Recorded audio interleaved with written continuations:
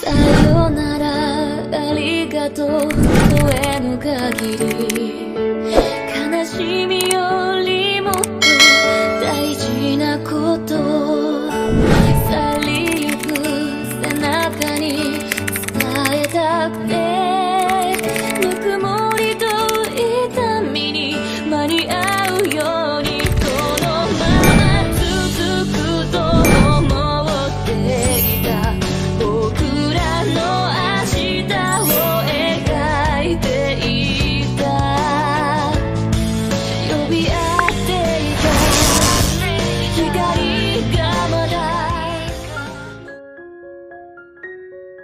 Nick, point of view. Where's Mom, ate? I asked and kissed my sister's cheek.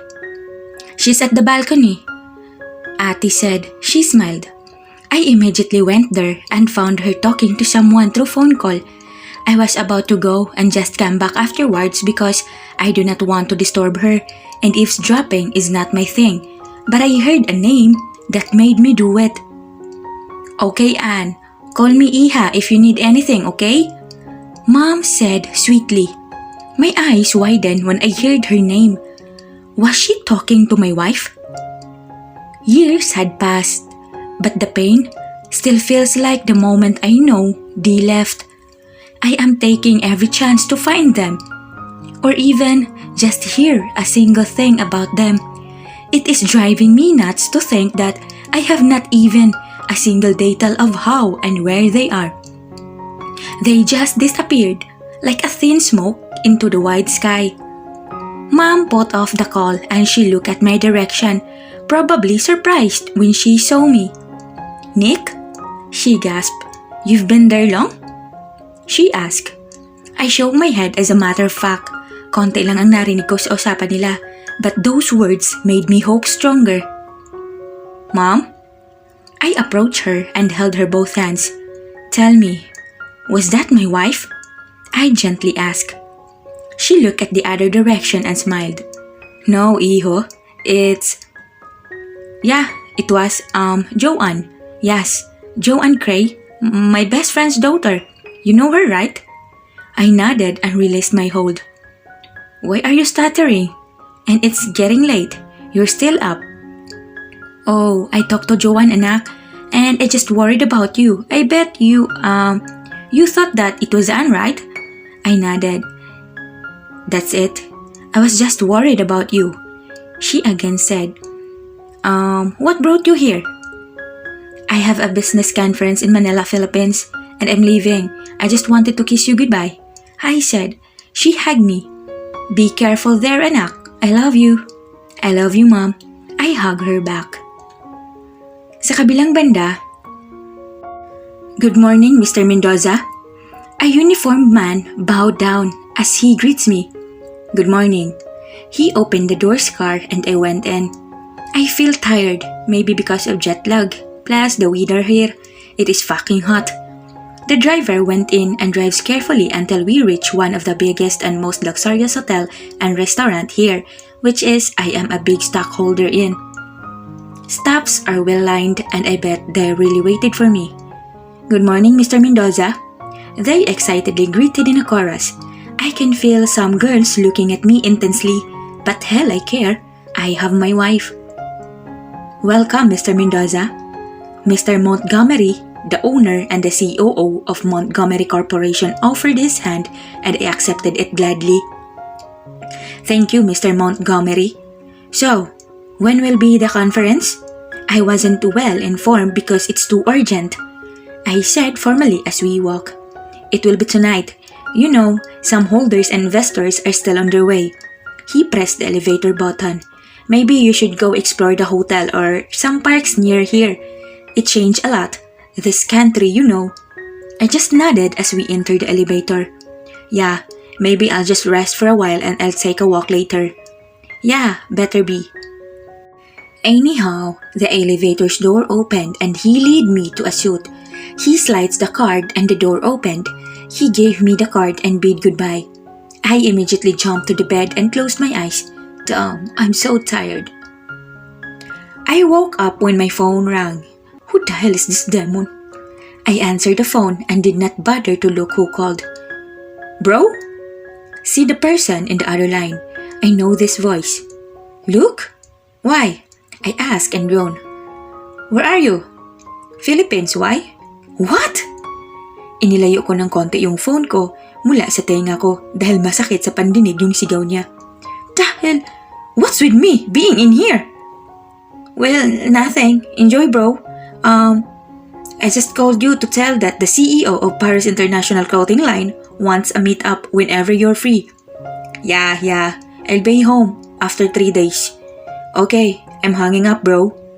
Better. Bye. And I ended the call. I sighed. That man never failed to disturb my sleep whenever he calls. I got up and took a bath since I could not go back to sleep anymore. I want to take a walk for a while. I ended up sitting on a bench in a park. It is past 2 in the afternoon and I can feel hunger since I have not yet eaten my lunch. I was about to get up but a boy caught my attention. He is sitting on a bench next to me and he is swaying his feet back and forth while singing. I could not take my eyes off him, even though he is not singing anymore. I remembered my wife who loves to sing. And this kid, I think I already saw his face. He is, I think 4 or 5 years young. He seems lonely. He is cutely pouting. He looked at me and I can tell that he is such a handsome boy. Why are you staring? He asked with his cute voice. His deep dimples made him cutter. Can I just take him home? I cannot help myself not to go near him. Can I sit with you? I asked and he nodded. What's your name, young man? He smiled. Call me Tom. Tom? I repeated and chuckled. You have a cute name, so tell me, you seem lonely a while ago. Why? First, my mom told me not to talk to strangers but I can feel my safety with you so I'll spill it. Seryoso niyang sabi na nagpatawa sa akin. Quit laughing, can you? He said, okay. He is a talkative and a smart little boy. I stopped. Okay. So, why are you lonely? I asked again. What's your name? And I'm fine now, I think. I smiled. I'm Nick. Bakit ganito to magsalita? Parang hindi bata. Akala mo siya ang boss ko? Nakakatuwa siya. Okay, I'm lonely because of my brother. He looked down. Why? You got a fight?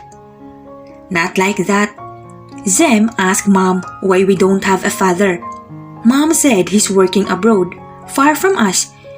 But Yuri said he hates our dad. He doesn't want him back. A tear fell from his eye. Hey, I carried him to my lap.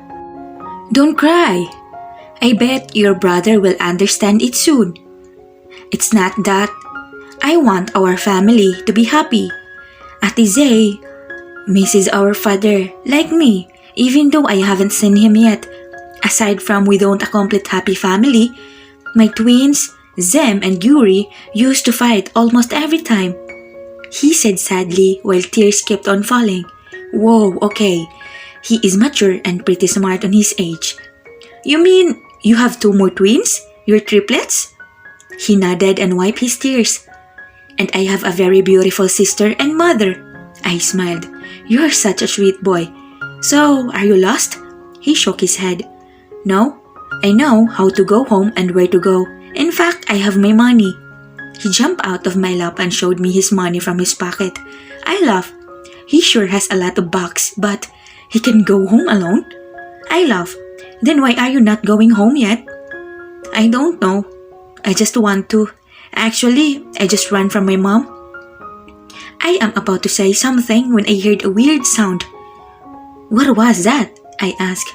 Tom caressed his tummy. Oh, it's my tummy. I haven't eaten my lunch yet. I chuckled. Me too. Mind if we'll eat together? His face lit up. Really? Let's go! He excitedly said and holds my hand.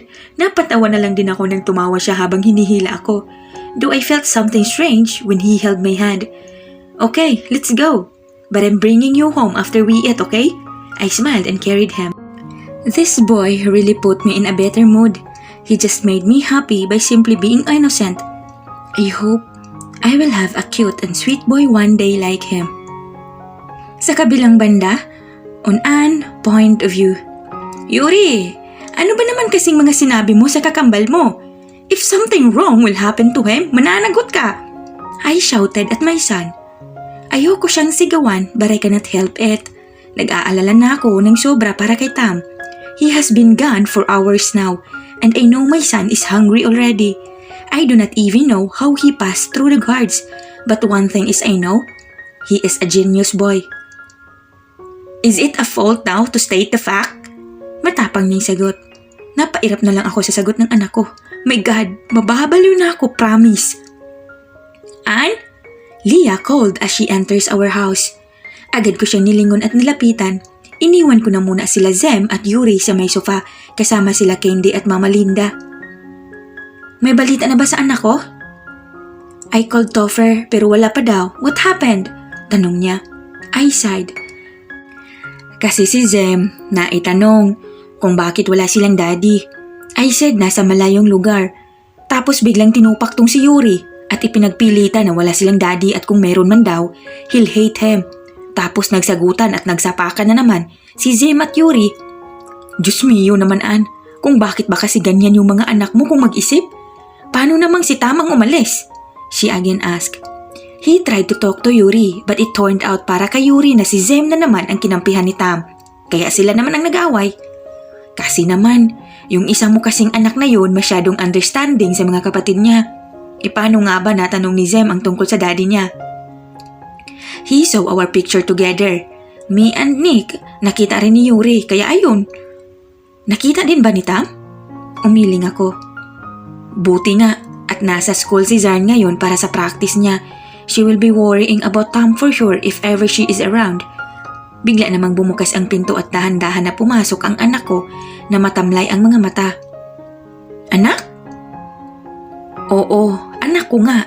It is Tam. Agad akong tumakbo at lumuhod para mayakap siya. I kissed his cheeks and look at him. Anak naman, where have you been? May nangyari bang masama sa'yo? Nag-aalala kong tanong. Umiling siya. I'm sorry, Mom. I just wanna think on my own. Nagulat ako sa sinagot ng anak ko. Bakit ba ang tanda niya magsalita? Anak, bata ka pa ba talaga? Mom, of course. I am 4, turning 5. I just went on a park. Lumapit na rin sila Leia, Mama, and Candy to hug him. What? How did you get there? And how did you get here? Naguguluhan kong tanong habang hinihila ko siya papunta sa sofa. I used my money. I asked a taxi driver to bring me to that park and he did. He said, Ibuti wala silang ginawa sa'yo. Candy said, No, thanks to him. And then a man talked to me and asked me for a lunch. He's handsome and nice. He continues. I said, yes, because I really feel that I'm safe with him. And then he said he'll drive me here. And he did. But he has to do something. That's why he didn't go in. Lord, bakit po ang dadaldal at ang tatalino nila? Si Zharn noong 5 hindi ganyan kadaldal. Please, don't do it again, baby. I said and hugged him again. Yes, Mom. I love you. I kissed him. I love you, baby. Agad namang lumapit si Zem at Yuri sa kaniyakap si Tam. I'm sorry, bro. I'll try not to punch Zem. Seryosong sabi ni Yuri at umupo sa right side ni Tam. I'm sorry, Tam. I'll try to forget that I have an evil brother like Yuri. Sabi din ni Zem at nagtitigan na naman sila ni Yuri na parang magpapatayan. Okay, but please, don't think that I'm not fair for both of you. Nakangiting sabi ni Tam. I smiled to the 3 of them and hugged them all. Being the mother of these 3 knights and a princess is the best thing in life. Samantala, on Nick's point of view, I immediately went to Mr. Montgomery's office because of his call saying that my dearest cousin Chris cannot be at the conference later. Really? He is an asshole. Idinamay pa ang pangalan ko. What happened? I asked the moment I stepped into his office. Hindi pwedeng wala si Chris mamaya, Nick. He's a stockholder of this hotel too, and he should be here. I can sense irritation in his voice and it is expected. What's his reason? I do not know. He's a hell of a kind. Where's he? 203. He simply answered and I stormed out of his office to go there. That man. At least I can burn him if ever he will piss me off. No one will be there than us. I was just a meter from the suit but I already saw him closing the door. I hide. I fucking do not know in particular why I am hiding but he looks like I am about to find something interesting. If I would follow him. I used the other elevator and followed him to the parking lot. I look like a goon following him around. Too bad he could not even notice at all. He came to buy cakes and some chocolates at a store and drove to a familiar subdivision. I just came here a few moments ago. The guard let him in without checking the driver, so I bet he used to go here. The guard let me too, since Tom said to the guard that he should let me. I just wondered how Tom got out of this subdivision. I kept on following Chris until he stopped on a house where I dropped Tom. Hindi nakasara ang gate kaya naman nakita kong lumabas si Tom at niyakap si Chris and he gave the foods to Tom. Wait, anak niya to? A woman went out too. Nakatalikod siya sa direksyon ko. But there is something about this woman. I wonder why seeing her makes my heart pounding fast. I saw that Chris got a call and then few minutes he left. I got inside my car to hide myself. When I saw his car moving a bit far, I get out of my car. I really want to meet that woman. Parang kilalang kilala ko na siya. How could she make me this tense? I'm about to go near the gate but a cute angelic voice stopped me. Hi. I look where the voice came from. There, I saw a beautiful little angel. I stared at her and I do not know why I feel like I had known her. She's perfect. Is there a problem, sir? I got back to reality when she asked me that. Hi. I sat and smiled at her. What's your name? I asked while in awe because of her beauty. She smiled and fixed her long curled hair. She is an angel. She is perfect. I can compliment and tell her how perfect she is all day long. I'm Zharn. That name echoed in my head as my heart pounded fast. I can feel my eyes being teary. It's a cute name. Wow. What's your real name? I asked. I am trying my best not to let my tears fall and not to let my voice crack. My whole name is Nika Zarina Mendoza. My heart stopped beating for a second upon hearing it. Is this real? She is my child. What is your mother's name? I almost whispered those words. She smiled sweetly. Anne Zarina Mendoza. And with that, a tear escaped from my right eye.